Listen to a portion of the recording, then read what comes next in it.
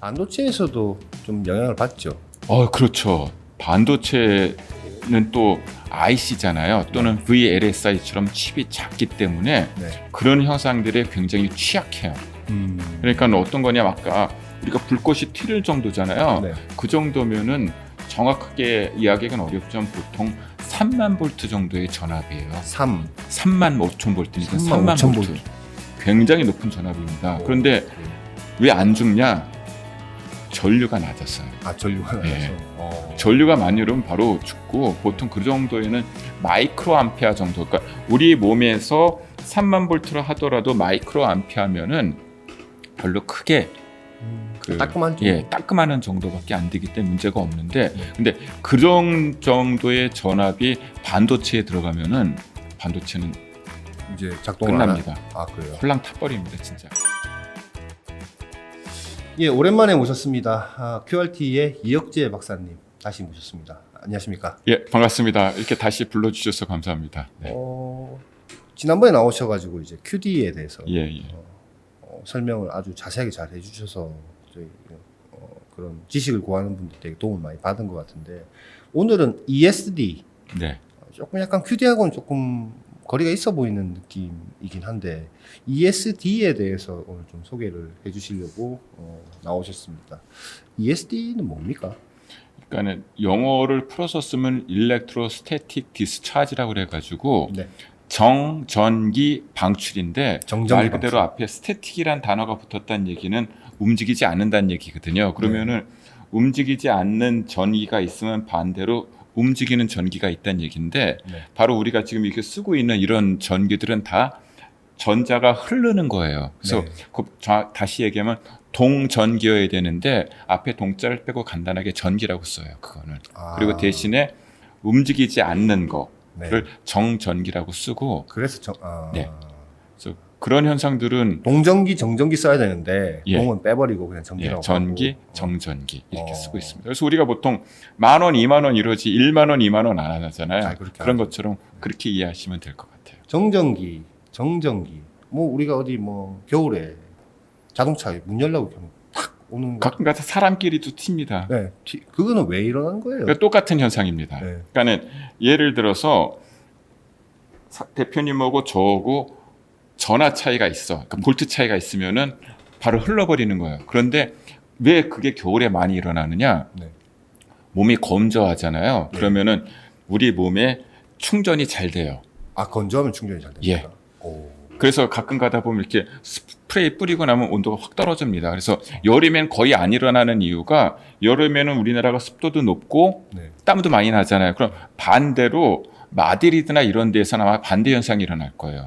여름에 불꽃이 많이 튈 수도 있습니다. 특히 건조하니까. 그렇군요. 예. 그래서 그때 이렇게 심한 경우는 저는 이렇게 사람 손끝에서 불꽃 튀는 거 봤거든요. 네. 그 정도 되면은 동전 놓칩니다. 근데 그 정전기가 발생하는 이유는 뭡니까? 일단 쉽게 생각해서 구름 같은 거 생각하면 좋은데요. 네. 사실 그런 현상들을 아주 과학적으로 깔끔하게 설명은 못하고 있고 결과만 이야기하고 있어요. 네. 근데 보면 이제 그 구름 같은 데서도 보면은 여러 가지 뭐 이론들이 있긴 한데, 구름 자체에서도 구름 알갱이가, 그러니까 지상에서야 녹지만 저 위에 올라가면 영하 10도, 30도, 50도 되기 때문에 거의 얼음 알갱이 같은 걸로 존재하거든요. 그러면서 이렇게 그렇게 부딪히면서 자기끼리. 자체, 우리도 보면은 그 여러 가지 헝겊이나 이런 데다 유리를 이렇게 비비게 되면 거기서 전하를 띄듯이 서로 그 전하가 왔다 갔다 한다는 얘기는 원자에 있던 전자들이 빠져나가는 그런 현상들이 일어나는 건데, 구름에서도 그런 현상들이 일어나서 층분리가 되듯이 약간 마이너스 전하를 띈 건 아래쪽으로 가고, 그다음에 플러스 전하를 띈 거는 약간 위쪽으로 이렇게 분리되는 현상들이 생겨요. 그렇게 되면 이제 그것들이 구름과 구름끼리 부딪힌다? 그럼 구름 간의 방전이 일어나는 게 보이고, 그게 하필 땅이다? 그럼 우리가 흔히 보는 랑례 또는 번개라는 현상을 볼 수 있죠. 그래서 우리 생활에 어제도 아마 많이 보셨을 것 같아요. 밤새도록 천둥치고 번개치고. 바로 그게 전형적인 우리가 흔히 생활 속에서 볼 수 있는 정전기 현상이라고 보시면 됩니다. 그래놓고 그렇게 되면 에너지가 높기 때문에 늘 불안하니까 에너지는 높은 데서 낮은 쪽으로 방출해야 되기 때문에 항상 그런 현상들이 일어나고 있습니다. 반도체에서도 좀 영향을 받죠. 그렇죠. 반도체는 또 IC잖아요. 또는 VLSI처럼 칩이 작기 때문에 네. 그런 현상들에 굉장히 취약해요. 그러니까 어떤 거냐, 아까 우리가 불꽃이 튀를 정도잖아요. 네. 그 정도면은 정확하게 이야기하기는 어렵지만 보통 3만 볼트 정도의 전압이에요. 3만 5천 볼트니까 3만 볼트. 굉장히 높은 전압입니다. 그런데 왜 안 죽냐? 전류가 낮았어요. 전류가 낮아서. 네. 전류가 많이 오르면 바로 죽고, 보통 그 정도에는 마이크로 암페어 정도. 그러니까 우리 몸에서 3만 볼트를 하더라도 마이크로 암페어면은 별로 크게 따끔한 정도. 따끔한 정도밖에 안 되기 때문에 문제가 없는데, 근데 그런 정도의 전압이 반도체에 들어가면은 반도체는 이제 작동을 끝납니다.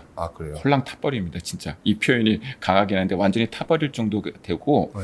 우리가 반도체에서 하는 거는 그 정도 전압은 아니고요. 네. 대신에 이제 우리가 보통 몸이 땀이 많은 사람이나 건조한 사람의 약간의 차이가 있긴 한데, 그럴 경우에는 보통 건조한 사람은 몸에 한 200에서 500볼트 정도의 항상 전압이 있다고 측정해 보면 나오고요. 네. 건조한 사람은 1000볼트가 넘어가는 경우도 있어요.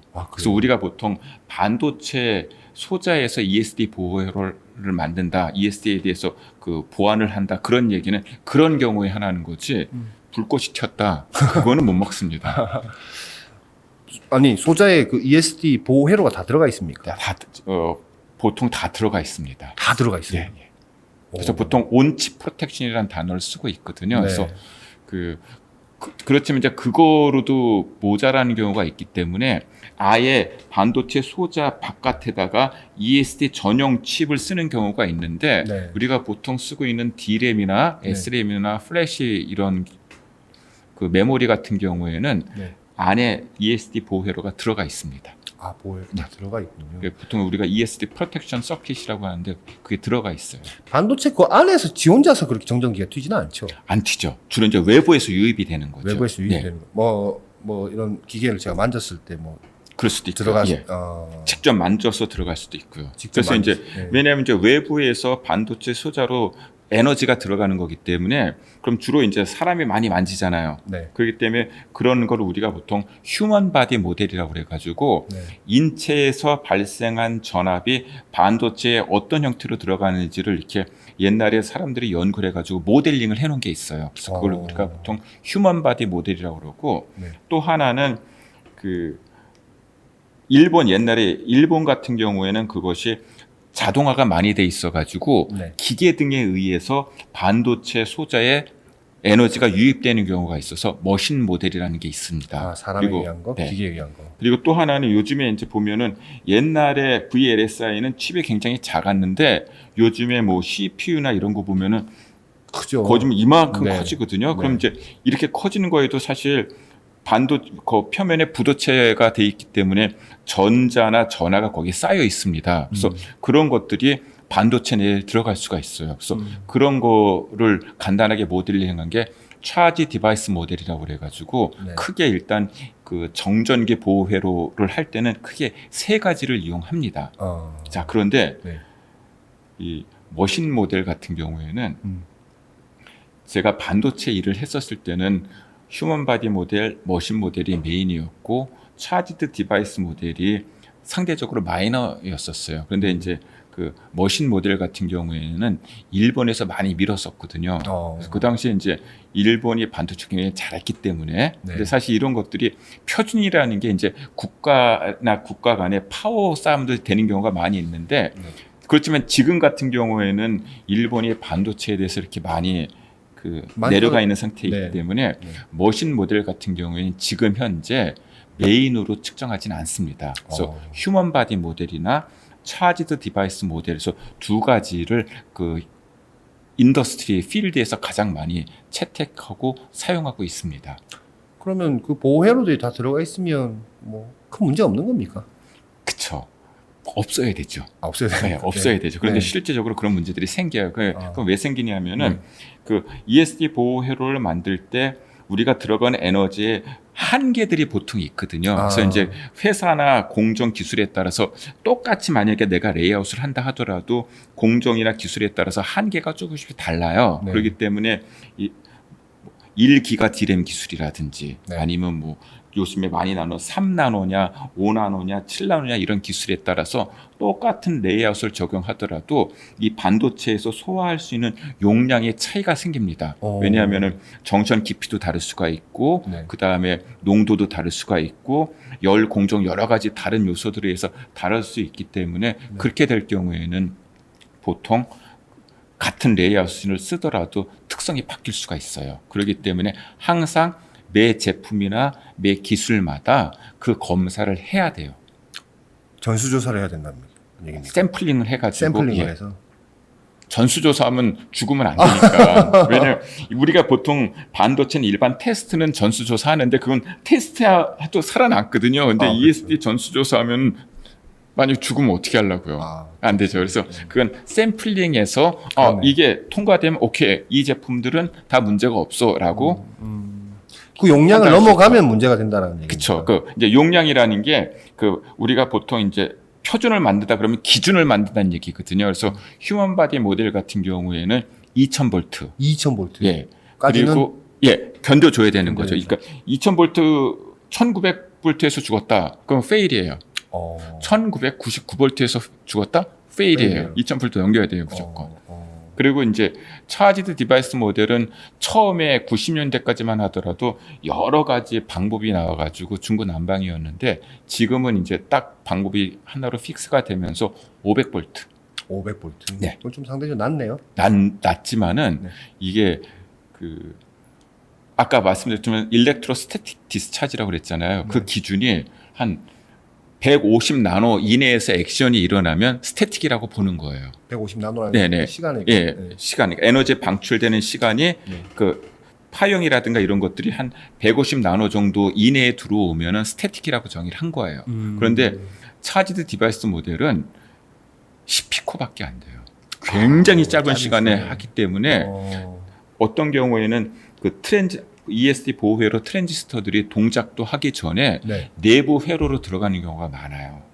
그렇기 때문에 휴먼 바디 모델에 의해서 페일 나는 경우하고 차지드 디바이스 모델에 의해서 페일 나는 경우하고 페일 양상이 완전히 다른 경우가 많아요. 페일이 나면 아예 반도체가 죽어버리는 거예요? 예, 죽어버리는 겁니다. 그다음부터 못 씁니까? 예, 못 씁니다. 그냥 타서 없어진다. 예, 쉽게 얘기해서 ESD 보호 회로가 오동작을 하게 되면은 그 회로가 여기 바깥에 안에 있는 회로는 멀쩡하다 하더라도 여기 들어가야 하는데 아이오나 이런 데 그 입력단의 회로가 고장이 나면 시그널을 안으로 제대로 못 들어가기 때문에 안 되는 거죠. 아니 근데 저희가 이제 뭐 전자기기 많이 쓰지 않습니까? 네네. 뭐 노트북도 쓰고 핸드폰도 쓰고 뭐 여러 가지 옛날 뭐 전자기기도 차에도 뭐 많이 쓰고 그쵸. 하는데 말씀하신 대로 그게 뭐 검사를 뭐 100% 다 확실하게 할 수는 없어서 시중에 나온 것 중에 일부는 그 문제가 생길 수 있는 소지가 있는 소자들도 분명히 밖에 나와 있을 텐데 저가 그냥 경험할 때는 그렇게 죽은 경우는 별로가 아니고 없는 것 같거든요. 일반 소비자는 사실 잘 몰라요. 그래요? 무슨 얘기냐면 예를 들어서 일단은 사고 있는 제품들이 다 우리가 모르지만 일단 고급이고요. 그래요? 그 다음에 우리가 반도체 칩을 직접 만지는 경우는 거의 없잖아요. 그렇죠. 그렇죠. 케이스 만지고. 그래서 아까 말씀드렸던 것처럼 일렉트로스태틱 디스차지라고 얘기하는 거는 아까 150 나노 이 정도 인해서 모든 액션이 일어나는데 이런 것들이 만약에 이제 대표님께서 다른 전자 제품을 만지잖아요. 그럼 이 전자가 흘러가면서 굉장히 늘어져요. 그리고 낮아져요. 그래서 실제 반도체 쪽으로 갔을 때는 이미 크게 문제가 없는 정도로 내려가는 경우가 많아요. 단 저희가 QRT 같은 경우에서 그 페일 나서 분석 들어오는 경우가 많이 있거든요. 그런 경우 보면 실제 그 제품 안에서 죽은 경우가 꽤 많아요. 그건 거의 90% 이상 ESD나 그 관련된 문제라고 보시면 돼요. 실제적으로 필드에서는 그런 것들이 들어와요. 필드에서 그런 것도 들어오는 게 컨슈머 디바이스입니까? 아니면 뭐 디바이스가 자체로 들어오는 거예요? 아니면 칩이 그러니까 커스터머가 의뢰를 하면은 PCB 상태에서 오는 경우도 있고 그다음에 반도체 칩 자체로 오는 경우도 있고 다양하게 옵니다. 그들은 그러니까 이런 CE 제품에 그러니까 컨슈머 디바이스에 탑재가 되는 제품들 안에 들어간 보드나 맞습니다. 칩들이라는 예. 거죠. 그러니까 간단한 가전 제품은 아니고 실제 뭐 자동차나 이런데 파워 디바이스 관련된 쪽에서 이제 특별히 그런 의뢰들이 많이 들어옵니다. 그래서 분석해 보면 거의 ESD에 관련된 현상이 굉장히 많이 일어나고 있습니다. 그렇군요. 그래서 그러면은 되게 중요해요. 이런 거 어. 분석을 잘 해야 되고 어. 서비스를 잘 해야 되는 부분들이 굉장히 중요합니다. 그리고 나름대로 노하우를 갖고 있어야 돼요. 이거 딱 보고 이게 어떤 문제라는 걸 바로 알 수 있을 정도의 능력들은 있어야 됩니다. 만약에 차에 들어가 있는 반도체 소자가 어떤 이유에서 ESD 문제로 인해서 칩이 죽어버렸다. 그럼 큰 사고가 날 수도 있는 겁니다. 지금적이죠. 아, 그래요. 그렇기 때문에 그런 데 들어가는 거는 또 더 강화돼 있고 네. 외부에서 따로 보호할 수 있는 것들을 준비합니다. 또 준비가 네, 돼 있어요. 왜냐하면 거기에 들어가는 그 뒤처리할 때 들어가는 비용이 너무 크기 때문에 그런 부분들은 따로 준비하고 있어서 크게 문제는 없습니다. 그럼 전수조사가 안 되라 샘플링 조사라고 하면 모든 소자 기업들이 다 합니까? 그거를 조사 기본적으로 합니다. 기본적으로 다 해요. 그러니까 대기업 같은 경우는 자체적으로 하고 있고요. 네. 그래서 자체적으로 할 때 개발할 때 보통 개발단에서 그 개발을 해서 네. 초창기에 지금부터 한 처음에 우리나라가 반도체 개발할 때는 그 개념이 없었어요. 그래가지고 그냥 회로 동작만 잘 되면 좋고 딱 박수 쳤는데 지금은 다 죽어. 이렇게 해서 이제 지금은 아예 이제 개발 단계부터 공정 기술에 따라서 여러 가지 관련된 ESD 레이아웃 같은 거를 라이브러리나 풀로 갖고 있어가지고 그때마다 해서 지금은 아마 개발과 동시에 양산에 들어가면은 크게 이제 ESD 문제는 없는데 네. 특히 이제 파운더리 같은 경우나 이런 회사 같은 경우에는 파운더리 회사에서 이렇게 그런 ESD 보호 회로를 제공해 주는 걸 써요. 그렇지만은 IP가 있나 보죠. 그렇죠. 근데 설계하는 회사에서는 그 공정에 대해서 정확하게 모르잖아요. 그래서 네. 그게 특성이 어떻게 바뀌는지 잘 몰라서 네. 모르기 때문에 변화가 있을 수 있고 그래서 그런 부분들에 대해서는 QRT나 이런 쪽에 전문 기관에 의뢰를 해서 실제 어느 정도 수준이 되는지를 판정을 받습니다. 그럼 파운드리에서 나온 거 팹아웃 된 거 받아갖고 이제 보내면 네. 이제 QRT 안에서 그거를 이제 그렇죠. 테스트해서 그러니까 제덱이나 이런 데서 요구하는 조건에 따라서 ESD 검사를 실시해서 페일이다, 패스다라는 판정을 해줍니다. 검사는 어떻게 해요? 자꾸 그 정전기를 넣어보는 겁니까? 그런 장비가 있어요. 장비가 있어서 휴먼 바디 모델에 나오는 파형이 있고 네. 그다음에 차지드 디바이스 모델에 나오는 다양한 파형들이 있는데 네. 그 파형이 규격이 돼 있습니다. 그래서 그거에 맞는 파형을 디바이스에 계속 인젝션을 해가지고 페일 여부를 판정하기 때문에 그것은 굉장히 페어하고 인증받고 굉장히 공정하게 진행을 하고 있습니다. 그 안에 환경은 대기 환경에서 그냥 습도도 왔다 갔다 하고 이렇게 습도 조절합니다. 온도, 습도 조절 다 합니다. 온습도 조절해가면서 그럼요. 예. 그렇군요. 그거가 달라지면 아까 말씀드렸던 것처럼 건조한 사람하고 네. 그 마른 손기에 그 물기가 많은 사람하고 전압이 다른 것처럼 네. 대기의 습도에 따라서도 판정을 받기 때문에 그 측정하는 그 분위기는 항상 일정하게 항온, 항습 조정하고 있습니다. 그러면 주로 팹리스나 이런 쪽에서 많이 이렇게 예. 의뢰를 그쪽에서 많이 하겠다는 의뢰를 생각이 하죠. 드네요. 네. 그건 그 장비나 그런 노하우가 없으면 측정 못하는 거 아닙니까? 그렇죠. 그러니까 장비도 일단 컨펌 받은 장비가 있어야 되고요. 그래서 이제 QRT 같은 경우에는 그런 장비를 다양하게 적어도 4-5종류를 보유하고 있어가지고 목적에 맞게 그 다음에 커스터머가 많이 의뢰할 경우에는 스루풋에 문제가 없도록 조절을 하면서 그 측정한 결과를 리포트해드리고 있습니다. 페일이 나면 어떻게 됩니까? 그러면 페일 나면은 리포트 해줍니까? 야, 이거 잘못 만들어서 다시 만드셔야 될 것 같습니다. 일단 2가지 방법이 있는데 네. 판정해주는 서비스가 있어요. 그러니까 인증하는 서비스가 있고 네. 그 다음에 거기에서 커스터머가 더 요청할 경우에는 네. 어디가 문제 있다라고 얘기할 수 있고 그럼 이거 어떻게 해결해야 되는데 그럴 경우에 또 서비스를 따로 해주고요. 그래요. 왜냐하면 그게 그 커스터머가 원하지 않는 경우도 있거든요. 우리는 그냥 페일 패스만 보고 싶어 하는 경우가 있고 네. 이거 왜 이제 그런 경우는 이제 엔드 유저인 경우죠.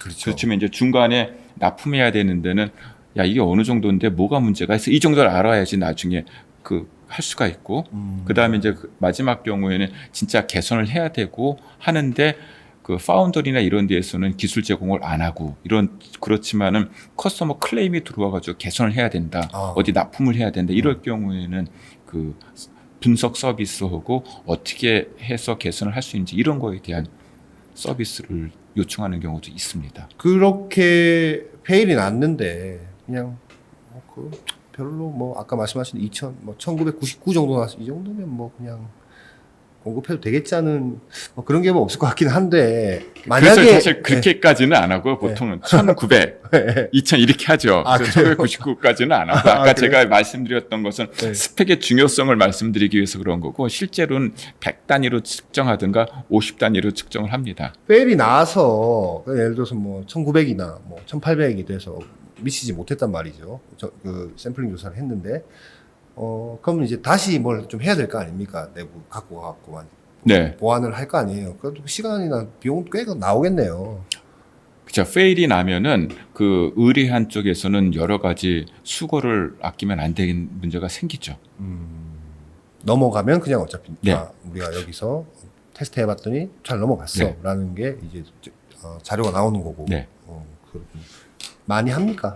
그런 꽤 많이 의뢰를 하고 있고 뭐 우리가 말하면 알만한 그 중대 기업이라고 그럴까요? 네. 중견기업보다는 크고 대기업보다는 약간 작은 그런 쪽에서도 꽤 의뢰가 들어오고 있고 저희가 그거에 맞춰서 판정을 해드리고 있습니다. 소자가 하나 이렇게 들어오면 보통 그 테스트하는데 얼마나 걸립니까, 시간은? 시간은 생각보다 많이 걸리지 않아요. 그 사전 그래요? 준비 같은 걸 해야 되기 때문에 그러니까 그 전에 핀의 컨디션이 어떤지 칩이 어느 기술을 썼는지 이런 거에 대한 그 데이터 정리를 하고 어떻게 분석을 할고 어떻게 측정할지 그런 시간이 많이 걸리고 실제적으로 테스트하는 시간은 아마 대표님이 생각하는 것보다는 생각이 짧게 걸립니다. 왜냐하면은 그 장비들이 굉장히 자동화가 되어 있고 그 다음에 이제 인젝션 하는 것들이 굉장히 왜냐하면은 1500볼트나 2000볼트를 한꺼번에 빠른 시간 내에 전압을 높이는 게 쉽지 않거든요. 이제 그런 장비들이 굉장히 스테이블하고 안정적인 장비를 갖고 있기 때문에 네. 측정 시간은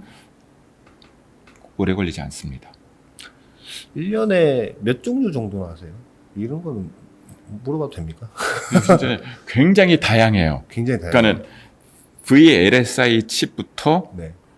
디스크리트 트랜지스터까지 아, 다양하게 들어옵니다. 여기서 말하는 디스크리트 트랜지스터는 뭐 하나 있는 게 아니라 그러니까 IC, 그러니까 RFIC 같은 경우는 굉장히 회로가 간단하거든요. 네, 네. 그런 거 아주 다양하게 들어오고 있습니다.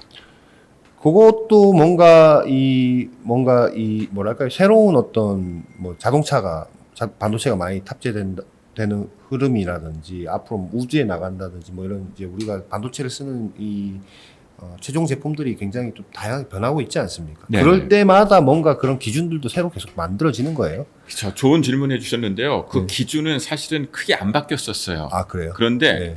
이제 반도체가 계속 작아져가지고 지금은 뭐 나노 테크놀로지 이러잖아요. 네. 그래서 ESD 같은 경우에는 한 2010년경에 네. 휴먼 바디 모델 기준이 약간 낮아졌어요. 왜냐하면 아무리 네. 만들어도 안 되면은 그 다음에 방법은 스펙을 바꾸는 겁니다.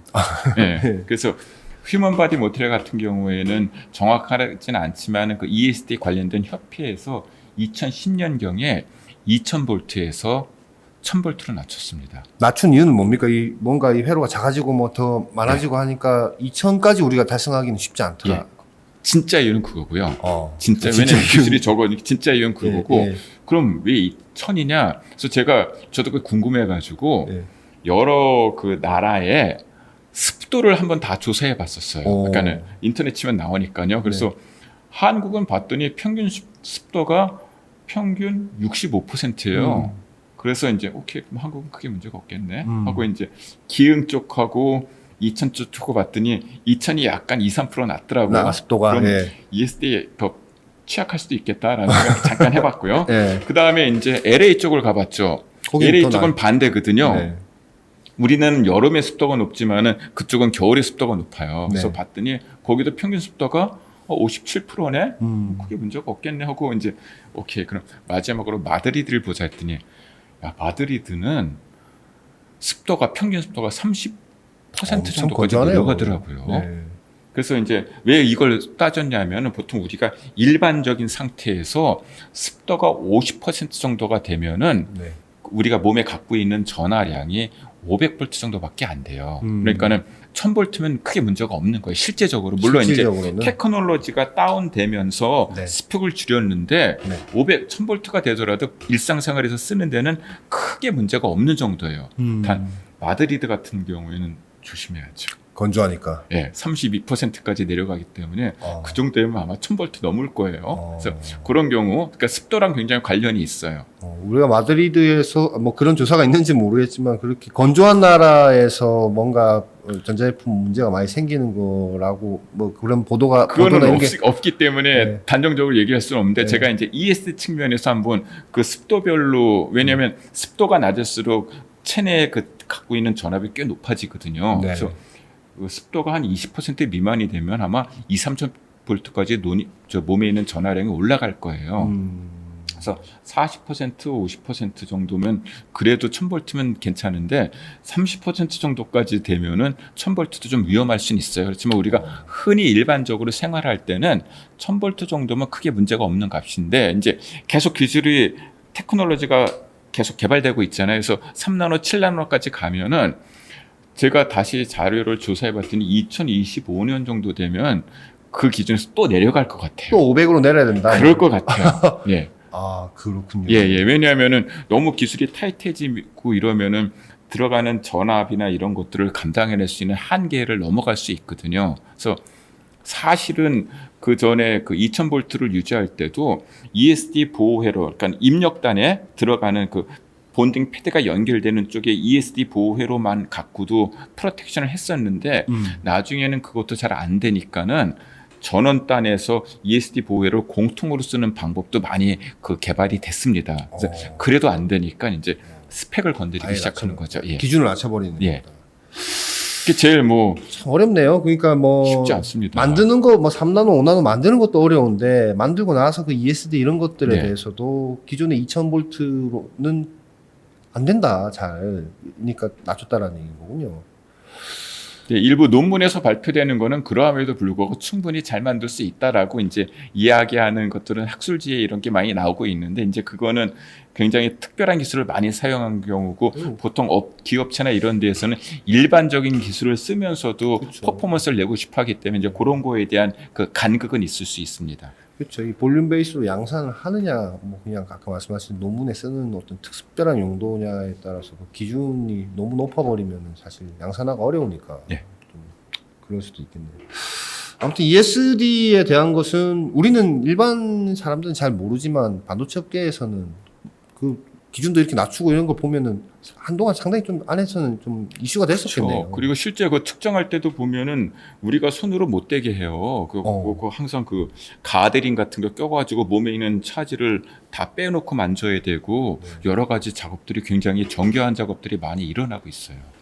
ESD 그 테스트는 국내에서는 QRT 말고도 QRT 말고 하는 데가 있는 걸로 알고 있는데 정확하게 모르고요. 예, QRT만큼 신뢰성을 갖고 그 다음에 분석까지 해주면서 서비스하는 곳은 없습니다. 물론 이제 간간히 개인이 네. ESD 기술을 갖고 그 컨설팅 해주는 경우는 있습니다. 그렇지만 이제 회사 차원에서 그 측정 장비를 갖고 테스트해주고 인증해주고 그리고 분석하고 이런 경우는 QRT 말고 는 없다고 보셔도 이건 언제부터 무리가 하셨던 없을 겁니까? ESD에 네? ESD에 대한 신뢰성 테스트 이런 건 언제부터 하셨던 겁니까? 서비스는 처음부터 서비스는 회사 처음 생길 때부터 계속? 같이 시작을 했었고요. 아 그렇군요. 네.